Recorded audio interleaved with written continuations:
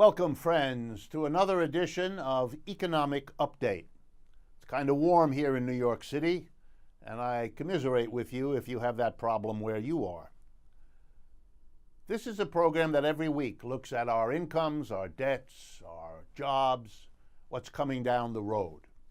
I'm your host, Richard Wolff. I've been a professor of economics all my adult life, and now I bring whatever it is I've learned over that time to this program each week to present what's going on in the broad economic situation we all have to live with. Before jumping in, I need to make a few very short announcements. The first is that if you ever miss this program, we are archived by iHeartRadio.com.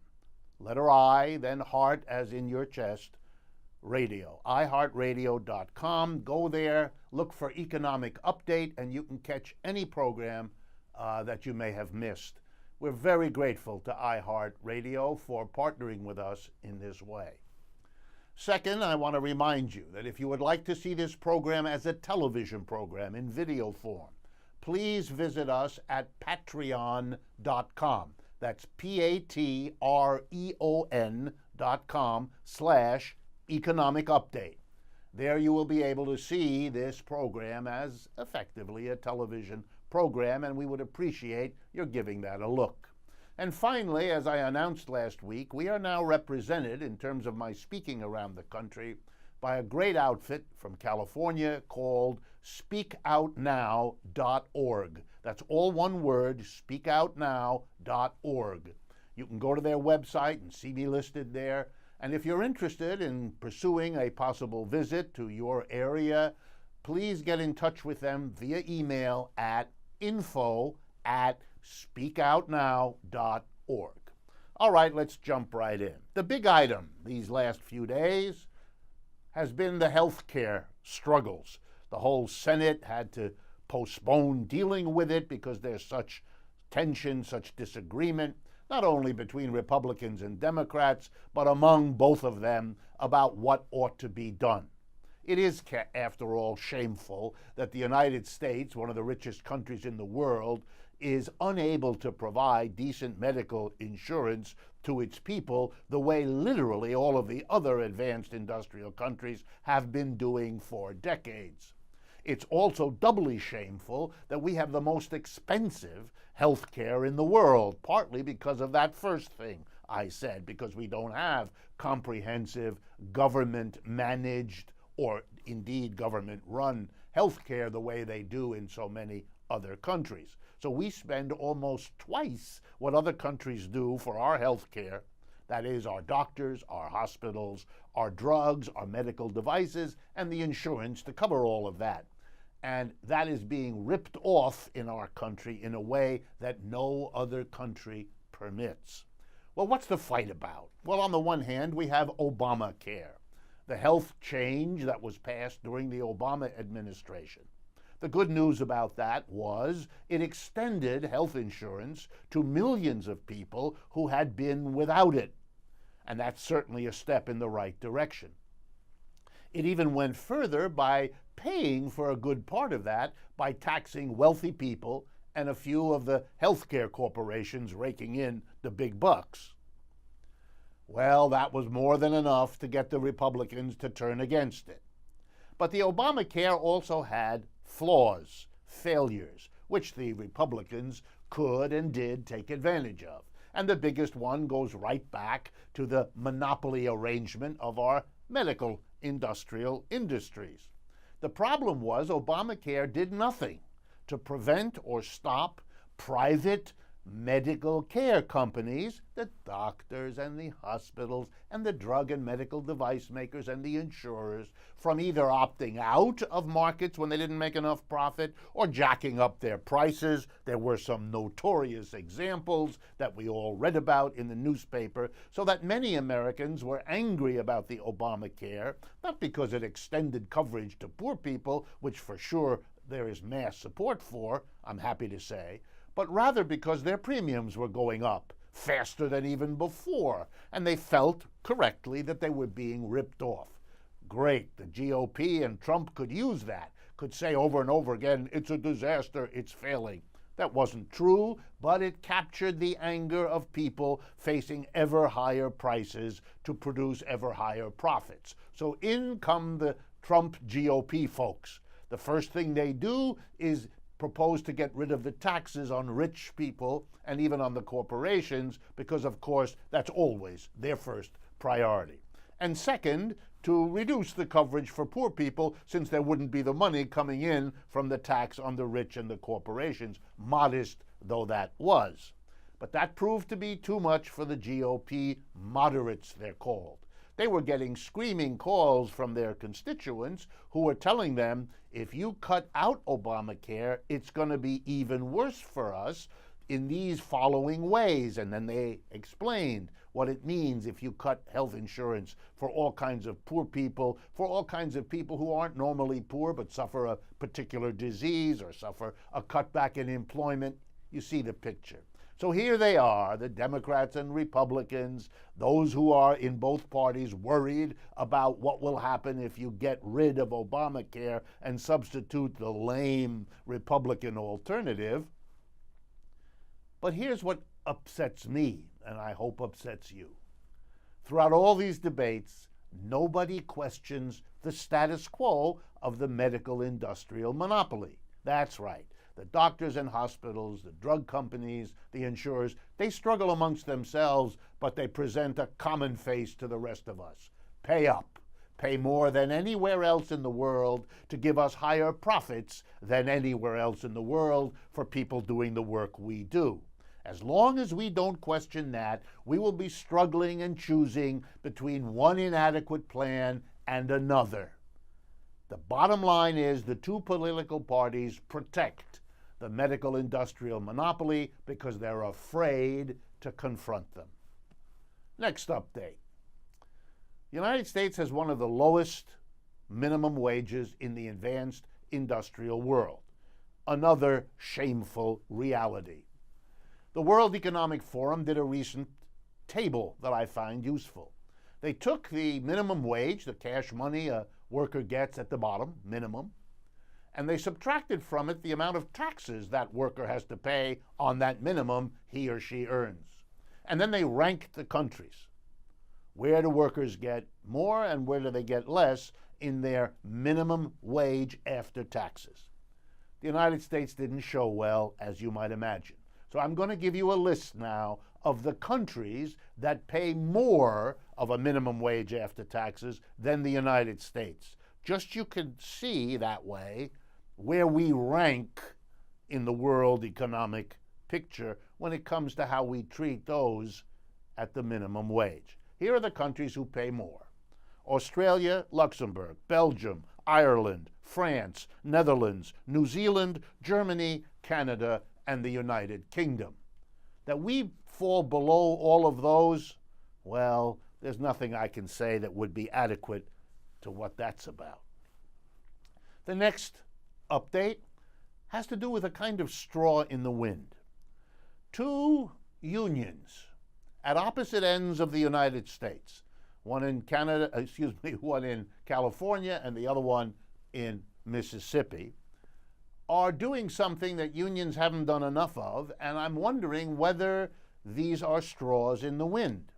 In the case of California, it's the workers at AT&T, the telephone company, who were given a contract which proposed, on the one hand, to give them an 11% increase over 4 years. That works out to about 2.5% a year, hardly a fortune.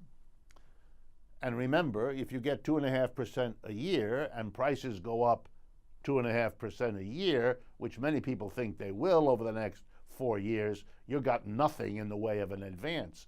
That would be bad enough. But the 11% over 4 years was coupled by the company with an increase in how much the workers have to pay out of their own medical insurance. And indeed, the workers were now going to be asked to pay 29% of the cost of the medical insurance that comes with their job. In effect, that increase in what they have to pay for the same medical care they've been getting would take away the benefit of the wage increase, or most of it. In other words, they were offered next to nothing. And with the rising prices in this economy, it could literally have been negative over the next 4 years.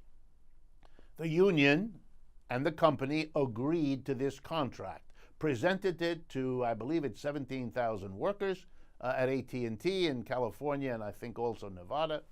And the workers have just recently rejected the contract as inadequate. It's very interesting because it shows that the workers understand they are the bottom line in the end. And if they don't go along, everybody else has to scurry and come up with another solution. That's interesting that those workers had that sense to vote that way and to force a better deal to come down the pike. The second example is the United Auto Workers in Mississippi, which is culminating a 14 or 15 year effort to unionize a Nissan automobile plant in Mississippi. They're very hopeful. They have filed for an election within the next month, and that too may be a straw in the wind for the unionization.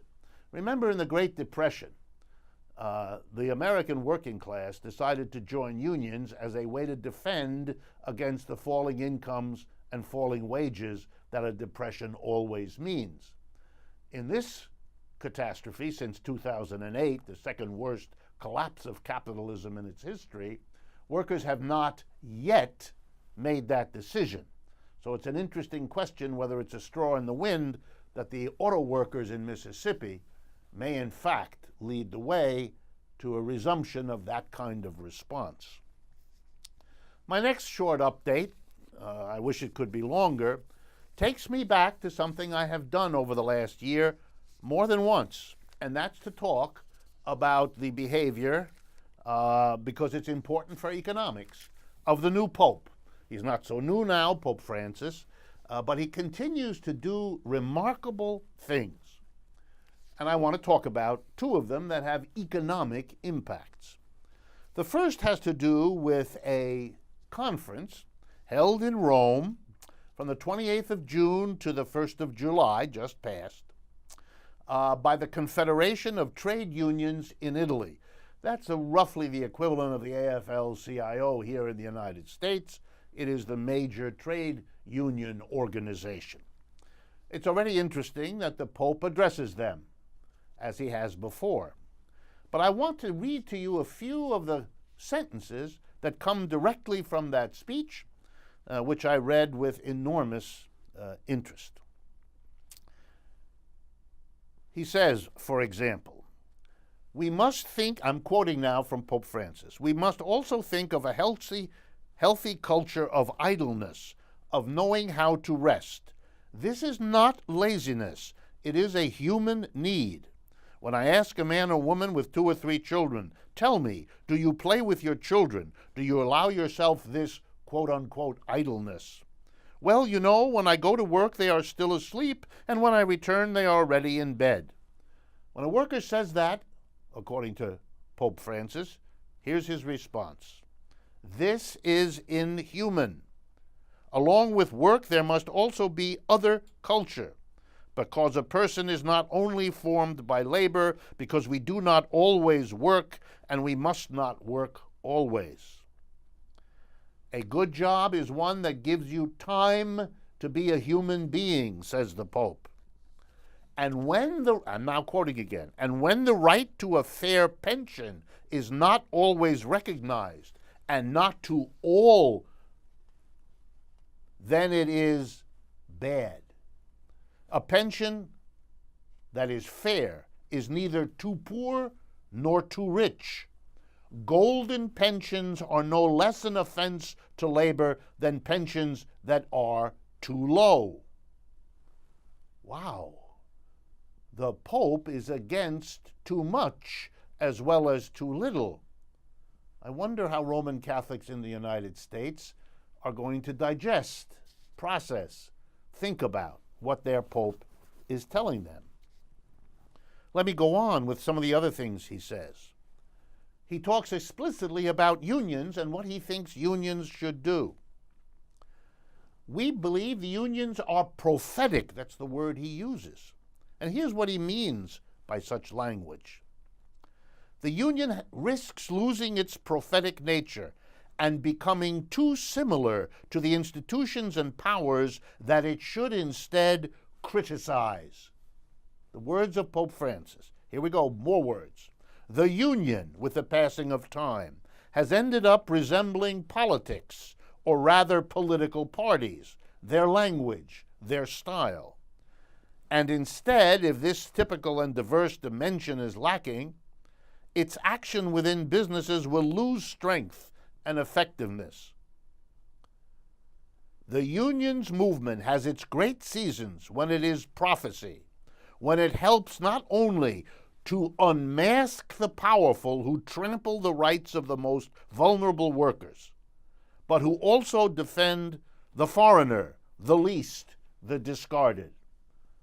Pope Francis is urging the unions to represent not only their members, but especially those who don't have work, who are discriminated against, who are the outsiders. The union has to bring change. It's, quote, and now I'm quoting again, it's like a watchman who guards and protects those who are inside the city of labor, but also guarding and protecting those who are outside the walls. It is not enough to protect only your members. Now a couple of sentences that really need to be repeated. I don't have the time, but I want you to hear them at least once. Quote, Pope Francis, a couple of weeks ago. Quote, the capitalism of our time does not understand the value of the trade union because it has forgotten the social nature of the economy, of the business. This is one of the greatest sins.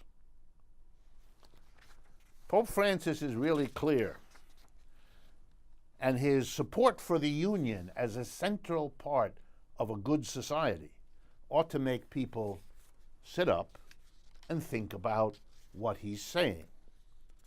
But to be fair, the Pope also does things that raise more than a few eyebrows. I want to bring one of those, because of its economic content, to your attention. He made a decision that in a letter to bishops, bread can be low gluten. It cannot be. Low gluten or gluten-free bread cannot be used in church ceremonies. However, genetically modified wheat and other materials in the bread is okay. Everything is mixed in this world, and that applies to all the churches too. The final short update for today is a shout-out of approval. And this one goes to the city of Seattle. Why?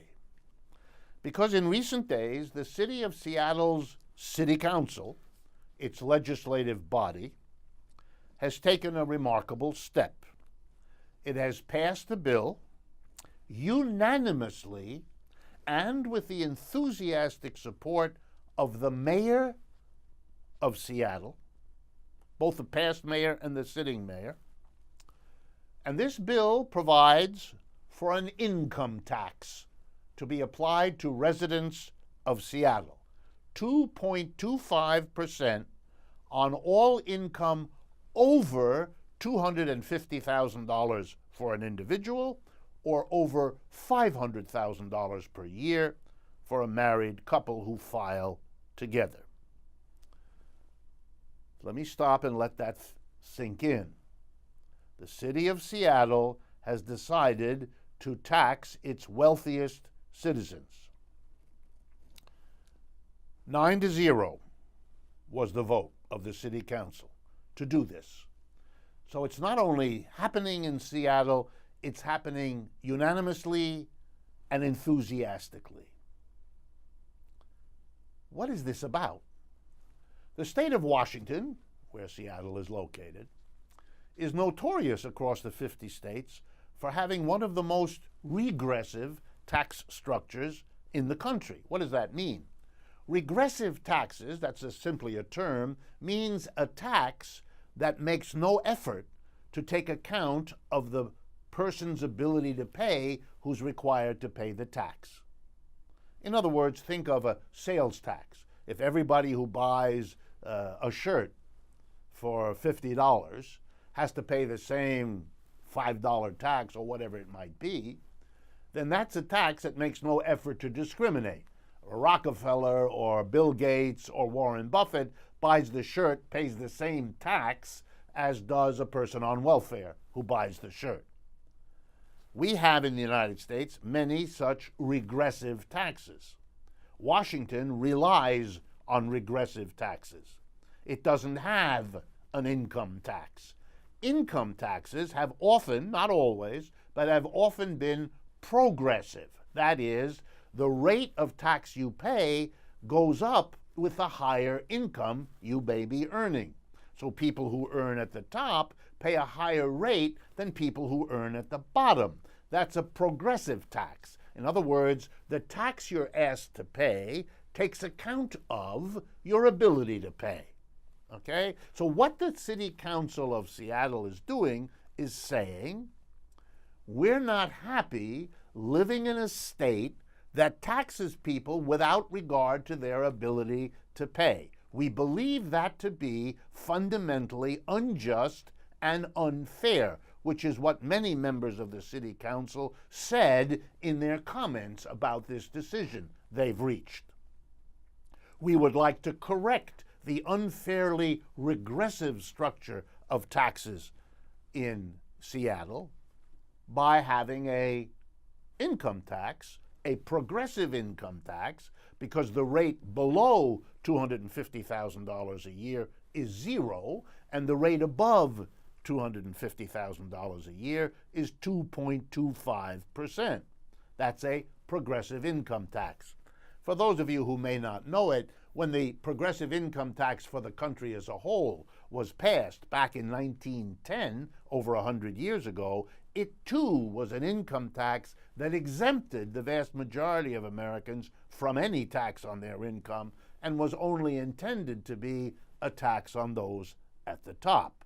Over the last 100 years, those at the top worked very hard to use their money to move the burden of taxation, of income taxation, off of themselves and on to the middle class, which the middle class permitted them to do. Since the middle class are the vast majority and those above who were taxed in 1910 were a tiny minority, it was clear that the way the minority got the middle class to buy it was to buy the politician, so it was difficult, or if not impossible, to push against it. We'll see what the future holds in Seattle if the income tax passes.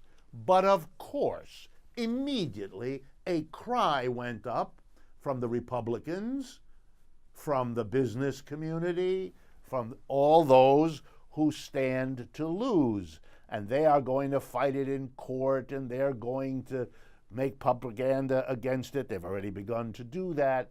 So it will be a fight. The people in Seattle who've pushed for this know it. But a unanimous city council and a supportive mayor, which are now settled matters, indicate that the majority of people in Seattle want this, which is one major reason why all of these politicians support it. And that means the courts will be under all kinds of pressure to go along with this change, to allow the sovereignty of the city of Seattle, the major urban area in the state of Washington, to be played out in this way that the majority of people want. It is, in a way, an enormous step.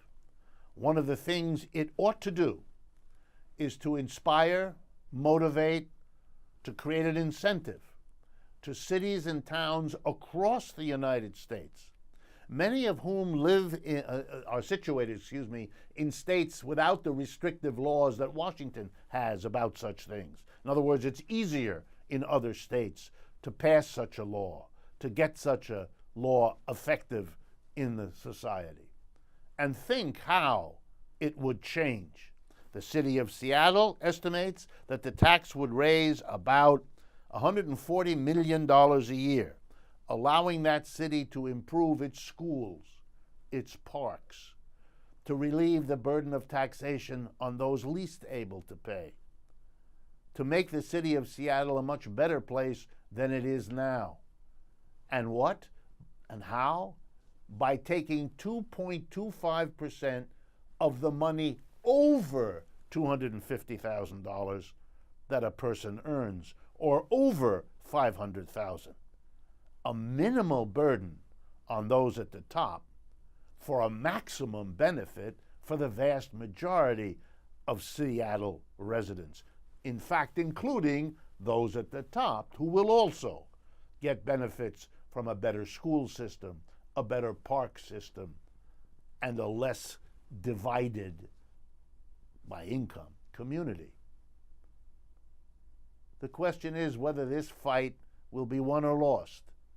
But our hats must go off to the people and to the city council and to the mayor of Seattle, who've taken an important step in correcting a fundamentally unjust tax system, not only in Seattle and Washington, but in many other parts of the United States as well. We've come to the end of the first half of this program. Please stay with us in the second half. We're going to deal with some other issues of interest to you. This is a program that is designed to have you get, as much as I can do it, an insight into the current economic shifts and struggles, not only to inform you, but also to give you ammunition to make the kinds of changes the country needs. Thank you very much for listening. Stay with us.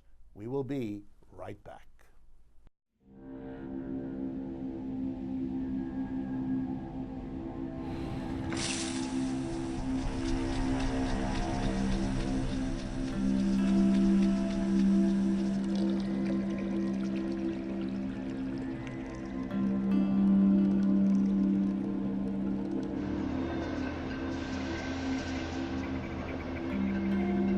When some people struggle with their mortgage payments, they become frozen, petrified. Not knowing what to do, they do nothing. But the people who do something, the people who take action, are far more likely to get the most positive outcome. Making Home Affordable is a free government program. Call now to talk one-on-one with a housing expert about the options that are right for you. Real help, real answers, right now. You sure you don't want some? It's chamomile. Listen, you are extremely terrifying. Just the scariest undead subhuman thing on TV, and I really mean that. But I am worried that you could give my kids nightmares if they see you, so I'm gonna have to block you. So that's it. Oh, and tell the zombies they're blocked too.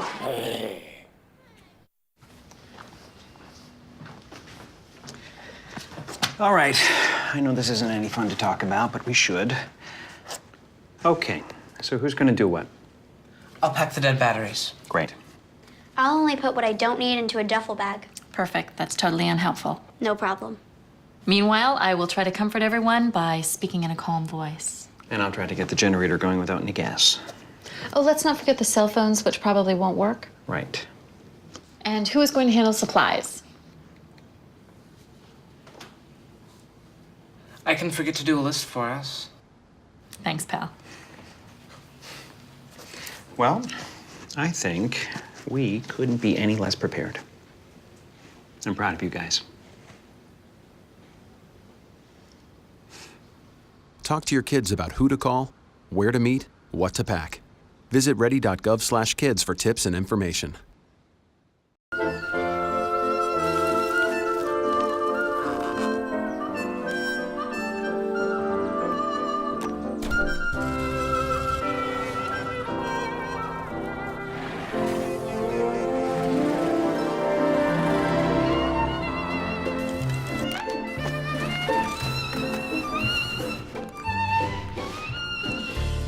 I love you.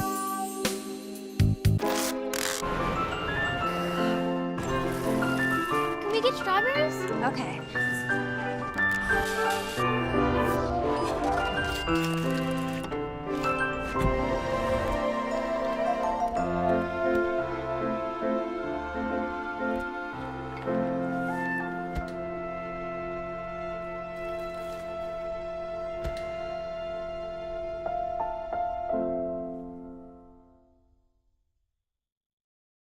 Welcome back, friends, to the second half of today's economic update. Before jumping into the analyses of some bigger topics that need a bit more time each than I can devote to the topics done in the first half, I want to remind you that we maintain two websites whose basic purpose is to enable us to partner with you. The first one is democracyatwork.info. That's all one word, democracyatwork.info. And the second one is rdwolff with two F's.com, rdwolff.com. Both of these websites are available to you without any charge 24/7. They enable you to communicate with us what you would like us to cover, not cover, what's pleasing, what's displeasing to you about what we're doing. We read every single one, and we use your comments and suggestions in designing the programs week after week. The two websites also allow you to follow us on Facebook, Twitter, Instagram. They allow you to see what we post on YouTube and elsewhere. They are also very important places where we post work that we do. There's a blog that has all kinds of important information, articles, snippets of information that anyone interested in the economy of the United States, in changing it, in the worker co-op project that is so important to us, all of that information is gathered all the time. You will see fascinating articles, videos, audio recordings. When I do a media event, for example, I make a comment on the Tom Hartman show on a regular basis. Those are posted so you can see them. These are repositories for information, for video, audio, and written materials. Use it. That's why we put it up there. Partner with us. Help it reach still other audiences. That's a way of working with us to make this program even more useful to more people than it already is. And I have great hopes that in the next few weeks I will be making announcements of our reaching yet more people across the United States. Okay, let's turn then to some of the larger topics. I'm going to do something slightly unusual for me. I'm going to comment about individuals. And in this case, the leaders of the G20. They just had a big meeting. You may have read about it in the newspapers or seen it elsewhere on the media. The 20 arguably richest or most influential, in some sense, countries in the world have been getting together since 1999. This was their 12th meeting, particularly the 12th of the leaders, so that Donald Trump went, Vladimir Putin of Russia went, and Angela Merkel of Germany went, and so on. They gathered in Hamburg, Germany. Germany was the host. And they were there to discuss whatever issues they felt, particularly economic issues, but not only, were important. So they discussed world trade, they discussed climate change and how to deal with it, they discussed immigration, and so on. There's been plenty of reporting on what they discussed, not so much on the programs of austerity that every single one of them has imposed on their people, whether it's the Republicans and Democrats in this country, or Merkel in Germany, or fill in the blank. They didn't discuss that so much. That's just an assumption that they all feel they ought to do. And it's something which makes the mass of the world suffer. That's not what I'm talking about today. I want to bring you to an attention on the kinds of people that are leaders of the 20 richest countries meeting last week in Hamburg. Because this is a collection of leaders that tells you something, perhaps something scary, about where we are in the world. So I won't say much about who we sent from the United States. That speaks for itself, and you kind of all understand what that quality of leadership is. So let me begin rather with the host, Angela Merkel, who's pretty popular these days with people. Well, I don't want to puncture the balloon. Well, to be honest, maybe a bit. So let me tell you about a meeting at the Parliament of Germany, literally days before these leaders gathered. Mrs. Merkel is the head of a coalition of two parties, the Christian Democratic Union and the Christian Social Union, two clearly very Christian parties. They had a meeting, and they had a meeting to decide how they would vote on a bill working its way through the upper and lower house of the German parliament. That bill was to legalize same-sex marriage, something which is happening all over the world and has happened in Germany now too. The two Christian parties voted against the legalization of same-sex marriage. Angela Merkel, as a member of those parties, also did, and made public that she did so. For a whole host of reasons, a majority of the members of both houses in Germany disagreed with Angela Merkel and with many in the Christian parties. And so same-sex marriage was legalized. But you have to wonder about a leader of a country claiming to be the modern leader type who in her own political life functions that way. Representing Japan was Mr. Abe. He has just lost a major election in Tokyo and is accused of levels of corruption that are genuinely staggering. His last name is spelled A-B-E, and so the joke in Japan is he's not honest A-B-E, like our Abraham Lincoln. He's dishonest A-B-E. Then we have France's Macron, or as his critics in France like to say, macaroon. He is only the president of France because the leading conservative was up to his eyeballs in levels of corruption that destroyed his candidacy. So Mr. Macron slithered in. He seems to be some kind of former socialist since he got into a government position thanks to the Socialist Party led by François Hollande. But his first acts were to appoint a conservative prime minister and to support that conservative prime minister in lowering taxes on the rich. I'll have more to say about Mr. Macron. Then we have Mr. Temer of Brazil, whose level of corruption, accused and already demonstrated, is literally off the charts. We have Mr. Zuma from South Africa, who gets the same. Mr. Nieto from Mexico, likewise. We have a level of people with crippling deficits. This system puts them in the position of leadership. Well, nothing would further summarize this than to give you a famous German quote. In German it goes, Fett schwimmt oben.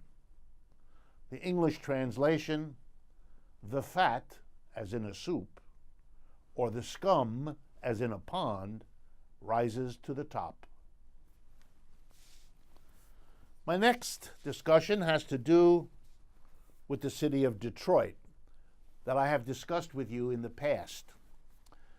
Detroit, the largest bankrupt city in American history, a catastrophe of unspeakable dimensions. I will summarize again, because we've done it in the past, simply the basics. In the 1960s and 70s, it was the picture city of modern capitalism, the automobile center, the place to which American presidents brought foreign visitors to see how capitalism worked. 3 huge automobile companies, huge job stories, good pay won by the United Auto Workers, then arguably the biggest and most powerful union, or certainly one of them, here in the United States. A city that had managed not only to attract, but to provide decent jobs to African Americans when that had been a rarity in American history. They too got to be UAW workers, earning decent incomes, putting their kids to college, and all the rest. Population just shy of 2 million people. And here we are, a decade or two into the 21st century, 40, 50 years later. What have we got? A city that is one of the poorest in the United States. A city that drove out of itself more than half its population. Today, the population of Detroit is under 700,000 people, down from nearly 2 million. Those people left because there was no work. And there was no work because Ford, Chrysler, and General Motors decided they could make more profits, that's it, by moving somewhere else where they could pay workers much less. First to the American South, and then to Canada and Mexico, and now to China and India, leaving behind a city of disaster, high murder rates, high abandoned housing rates. Unbelievable story. 40, 50 years, during which the mayors and the governors and the presidents, Republicans and Democrats alike, stood there looking at this long-term decay and doing nothing to stop it, let alone to reverse it, until finally total bankruptcy and a devastated city. That's the old story. In the last few years, there's been a lot of publicity, a really lot of it, speaking about Detroit's renaissance, Detroit's coming back. And I want to talk to you about that. There's something to it. There are buildings going up in the business district, in the Midtown area, restaurants, office towers. Something is going on. A great deal of it has to do with a man named Dan Gilbert. He's the owner-operator of Quicken Loans. He owns the basketball team, the Cleveland Cavaliers. He's a millionaire or billionaire. What difference really does that make? He owns over 90 buildings in the business district. He is bringing it back. And so there is a recovery of sorts. But it is like the recovery of the American economy since 2008. It's a recovery for the few. Let me remind you, 60% of the children of Detroit today continue to live in poverty, right? 40% of residents live below the official poverty line. So what is Detroit becoming? It's continuing to be an emblem of the United States. From the 1970s to 2010, let's say, it was an emblem of decline and decay. Now it is a different emblem. It's an emblem of the United States' reconstitution as a place in which there are glitzy, comfortable, wealthy enclaves, they're called in other parts of the world. Little protected areas, and I mean protected by how the roads are run, how the police are deployed, where the building codes go, a glitzy center and a vast, impoverished hinterland. That's what Detroit is becoming. That's what the recovery of Detroit is. It's being reorganized into a rich, comfortable, glitzy center and a vast sea of impoverished, excluded others. And it isn't just Detroit for which that is the story that we tell. The next update, which deserves some attention, has to do with something that happened over the last few weeks in San Diego, California. And it has to do with a little beer company. It's called Modern Times Beer, a company founded only in 2013, brewery that makes beer, craft beer, good quality beer. Currently employs about 118 people and produces over 40,000 barrels of beer per year. That's not why I'm talking about it. I'm talking about it because of what the owner-operator who started the beer did this last week. His name is Jacob McKeon, M-C-K-E-A-N.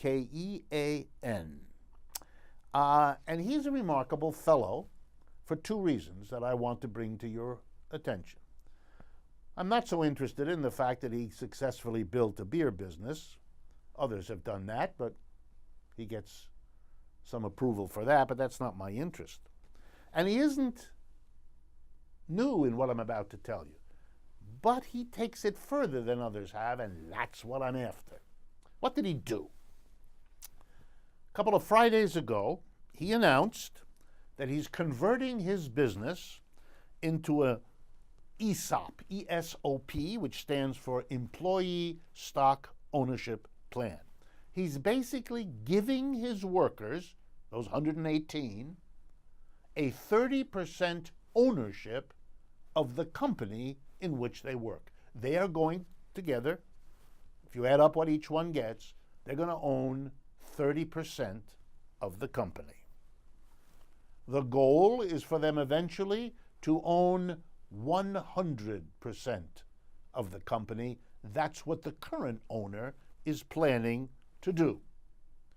He believes it's in the best interests of San Diego, of beer production, of those 118, and of himself as an entrepreneur, that be the future of his company, Modern Times Beer. So first, let's look at this. Is this unique? Is he weird? No. I'm going to give you the names of three other companies that have done that. The Deschutes Beer Company of Bend, Oregon. The New Belgium Beer Company of Fort Collins, Colorado. And Harpoon Brewing of Boston. They are already employee-owned, to varying degrees, companies. Wow. There are others. There are others. So this is not unique. So why am I focusing on it? Well, first of all, I want to make sure that everybody understands what an ESOP is, because we're having more and more of them in the United States. That's when a company takes the ownership and transfers it from the family that may have started it, the individual who may have started it, other shareholders outside who may own pieces of it, and moves that ownership one way or another by buying out the old people, by issuing the old owners issuing new stocks. There's various ways of doing it, but they're basically transferring ownership to the workers themselves. One of the goals of Mr. McKeon are best expressed by him, and since he gave an interview recently that I found, I want to read it to you. Here we go. This is Mr. McKeon explaining why he did what he did. One way I pledge to keep this industry awesome is by never selling my brewery to big beer. Big beer means, Budweiser, any of the other monsters. Continuing with Mr. McKeon. There will likely come a time when I'm tired of carrying the weight of so much responsibility as the owner-operator of Modern Times Beer. But when that time comes, I'm not going to screw the people who made my success possible in the first place. I want to read that to you again. Quote, I'm not going to screw the people who made my success possible in the first place. That would be an unethical choice I could never be proud of. I owe a tremendous debt of gratitude to everyone in this industry. And when it comes time for me to do something else, I refuse to throw a hand grenade over my shoulder on my way out the door.